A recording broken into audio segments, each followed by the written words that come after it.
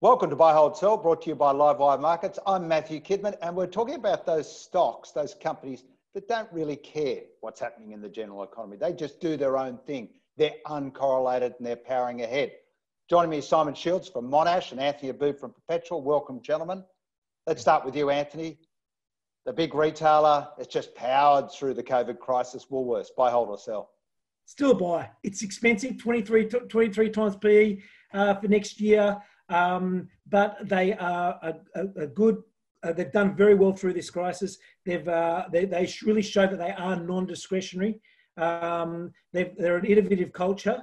They've spent a lot of capital, unlike their competitor, and we know how good the market structure is. Given Kaufland tried to come into this market and couldn't, and then you've got your spin-off next year.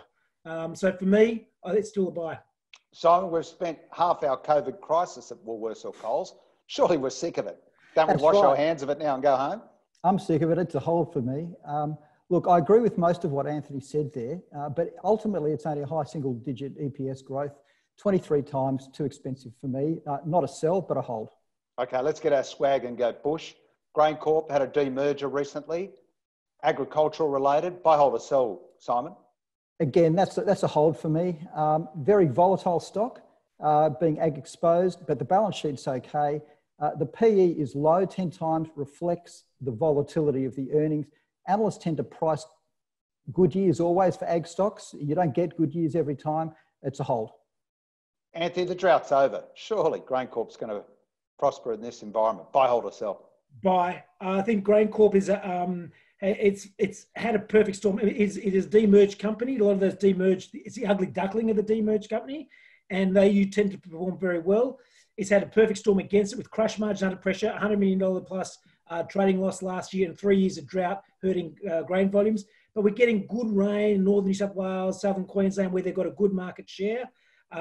They've taken a lot of costs out during the downturn. I think we're at the low end of the cycle. We're trading at a 40% discount to book value. I like it. And who would have thought babies don't really care about COVID? They just keep drinking and eating and doing whatever else babies do. They do that in China too. A2 milk being an absolute ball terror in this environment. Buy, hold or sell, Anthony? I'm going to sell. I think that great business execute, just like Crowded House and Farlap. It's been a great Australian success story. Its market position is very strong. They've done a very good job, and there's potential good growth down the track. I just don't think the margin is sustainable. The overall margin of the company is 30%, but if you look at it in infant formula specifically, it's 40%, very much reliant on the Daigou channel. So for me, when I look at their competitors, they're closer to 20%. So more spend on innovation, marketing, new product, etc. I think we'll bring that down, and at 35 PE, it's too expensive for me. Simon, obviously, Anthony's not a Russell Crowe fan. So A2 milk, buy, hold or sell? A2 milk, hold for me. Look, I think it's an outstanding business. The track record's impeccable. They've done such a good job on execution. But to buy it at these prices, you've got to say that you're certain they're going to be able to continue to execute like that. I'm not. I certainly don't think it's a sell. It's a hold. Okay, here's your chance, Simon. One stock that's just running its own course. Doesn't matter what's happening out there in this bleak old world that you can tell us about. Electro Optic Systems. It's a buy. It's a high growth, government contracts. Shouldn't have been affected by COVID, was because one of its customers had to shut down some military bases that was accepting the kit, but still government contracts, they will get done. It did a capital raising, diluted the shareholders, but the PE is incredibly low, 10 times for a company that even with the downgrades growing 40% sales this year, will grow in excess of that for the following 2 years per annum. Absolutely, it's a buy. Anthony, you got something you can tell us about that's going to get us through this crisis? Look, I listened to Warren Buffett's the Berkshire Hathaway AGM, and one thing he mentioned when talking about business interruption risk when it comes to insurance, he said there is going to be a lot of litigation over the next little while.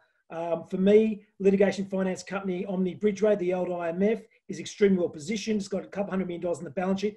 Could have another couple $100 million more once they settle on a couple of big cases, which are likely over the next few months. They've got funds of over $1 billion at a time when, so there's a massive amount of demand. The demand for their services has gone through the roof, at a time when their biggest competitor globally has really struggled, and a lot of other competitors have struggled to raise capital. So they're in a very strong position. They're the largest globally.